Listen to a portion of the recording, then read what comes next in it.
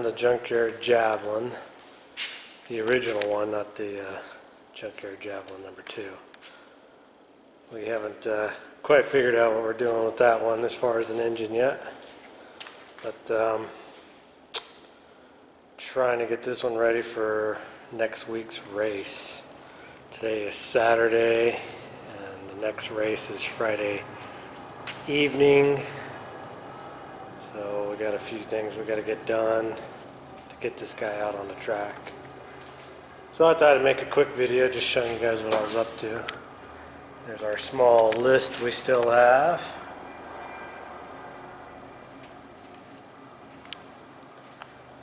So I had the whole front kind of torn apart on this car. Had to do a few things. Had to have an overflow for the radiator. And this is the one that I used to have in the AMX. Actually works really good right there. Had to kind of remount my transmission cooler, make it a little bit better. And had to do some different stuff on the hood latch support there. But this car has suffered from many, as most of them do. Somebody hooked up to the, I like to just call it the lower core support, and ripped all of that off this car. So it was a lot worse than that. I mean, it's not good by any means, but I pounded it all kind of back in there and sort of got it kind of straight. Got the radiator sitting in there a little straighter, and then got a angle iron and welded her in place. Made some cutouts for the transmission cooler and stuff. So driving down the road, you know, I don't know, it serves a couple of purposes for sure. It ties the front rail, unibody rails together, and it holds the hood assembly. Believe it or not, driving this around with that hood on there, that hood would always raise up because there was nothing attaching the bottom part, so this whole thing would tilt up, and it just wasn't fun. And I don't have hood pins for it, so got that all welded in there, got that bolted on, got the overflow in, got the tranny cooler hooked up a little bit better. Went under, made sure there was pins and all the castle nuts and whatnot. Finally got around to doing this trunnion, the bearings and everything inside them. Well, not the bearings, but the the bushings, I guess. These are the original bearings. I oiled them up really good. I mean, they still work, but I didn't get any bearings with the bushings I got, but it replaced, you can see the red bushing in there. It replaced all the bushings and internals inside there too. This one was really bad. I don't know how it didn't break. It was hanging over a 1/4 inch. It's really wallowed out right in here. So trunnion probably won't last very long. I'm sure those bushings will get eat up pretty quick, but it's nice and straight now. It used to be hanging way out and just was really sketchy. And obviously I just got some Monroe front shocks on it. And then I replaced all the, I'm not even sure what you call those, strut arms, trailing arms, whatever. I got those. They've all had bushings in them. I did those a while ago though. I'll have to put the bumper back on, of course. As far as anything to the engine, I haven't done much. I was just checking the plugs. The engine used to run really super rich, that's why it's kind of black, but it's kind of hard to see, but it's running pretty good. It's turning a nice brown color. I know it looks white on here, but it's been a lot whiter than that, so I think it's pretty well jetted for what we need.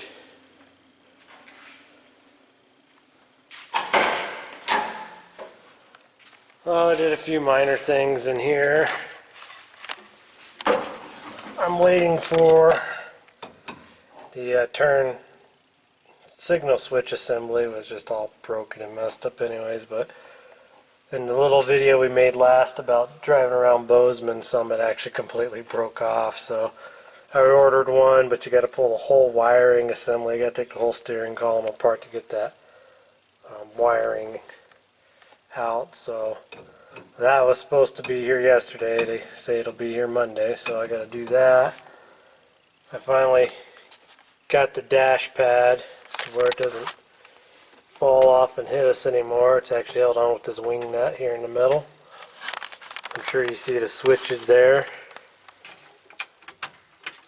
Now, one switch runs the cooling fans, and the second switch,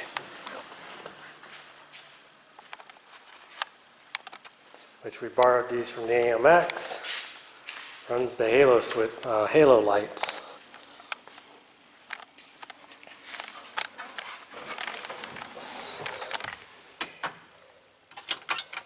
That switches to fuel, and that one's for the running lights and stuff on the gauge. Headlights do work now. So does that buzzer.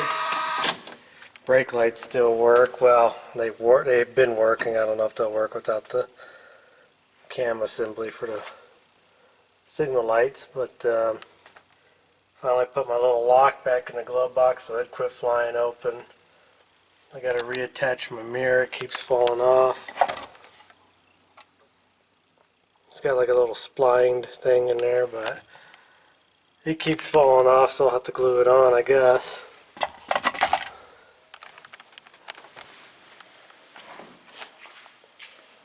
Not much different in the rear end here. We're running the Monroe air shocks that seem to work pretty good. Finally got the brake cylinder, wheel cylinders put in and repaired the metal line going to that side. It does have rear brakes now. I got a line lock coming for the brake system, for the burn box and all that good stuff. And we got a different fuel filter setup coming. In the video we drove around town, you can hear the fuel pump whining. It is a Holly Blue pump. I don't know if you can actually see him, he's right there. But I mean, they're notoriously loud anyways, but that one gets really obnoxious. So as soon as that comes in, we'll get that put in. Nothing much different in the rear, except for I made some extenders for the shackles. And I just made those here in the shop out of metal.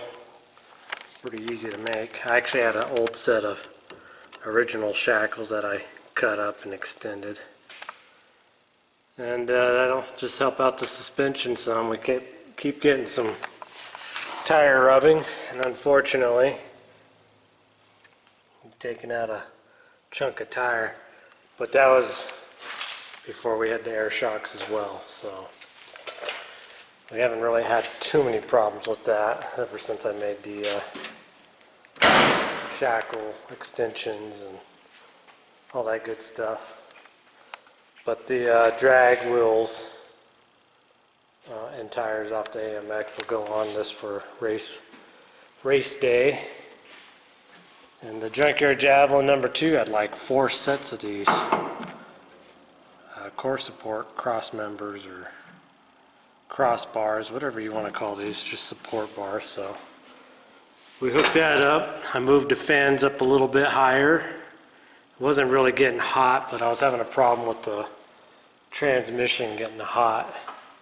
That US shift thing in there tells you if it gets too hot. So I moved the fans up a little bit more in line with it, scooted it closer, and kind of got everything in line with the grill. So should be in good shape now.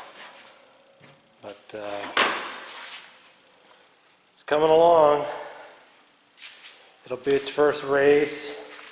We're obviously not doing nitrous on any of these passes. We're just going to do NA. I'm hoping we can run in the 8s. I mean, I don't know how fast this car actually is. I do know when that tunnel ram kicks in, it really goes.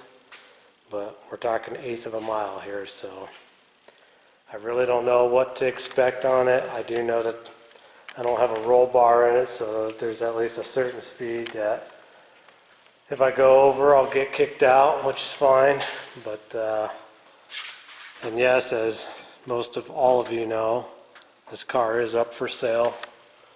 If you want to know about the price and all that good stuff, you can visit our Facebook group page at 68_AMX_LS. And you can find a listing on it, of it on there. So, but yeah, it's going to be fun. I can't wait. Like I said, we got less than a week, and we should be out there on the track with it. And we already got the GoPro mounted up in the dash.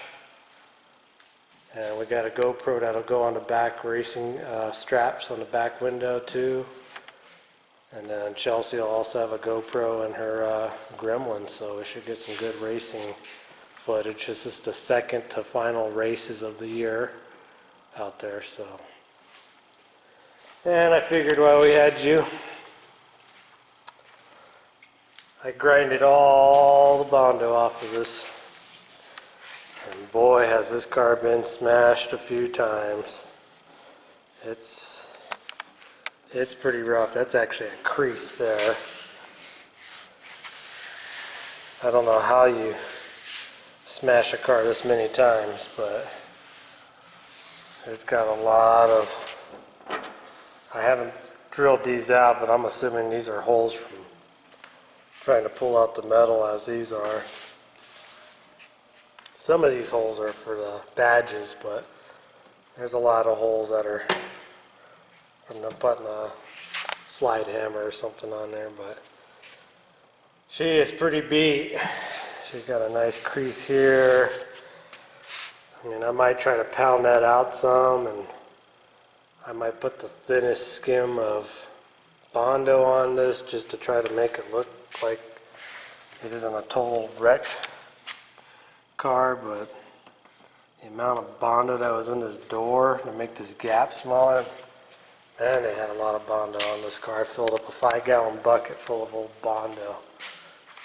So the Bondo extends out all the way into here. Not too much up in here though. I was surprised. And I still don't know why it's got Bondo up on that T-top. I haven't actually looked into that, but that's all Bondo slathered up there too. So I'm guessing it's got some dents up there. But anyways, we haven't given up on this car. We've just got to figure out exactly what we're doing with it. And unfortunately, she's going to be pushed to the back burner for just a little bit. Like I said, we got the last couple of races coming up. I'd like to get this out on the track a couple times in case it sells. And you know, we got Bonneville Salt Flats. Maybe it did get flooded on Speed Week this year, so I think we find out in a couple of days whether they're even going to have World of Speed because of the flooding out there. So, all right. Well, I appreciate everybody watching, and if you haven't seen the video of us driving around Bozeman for a little bit, check that video out, and we'll see you in the next video.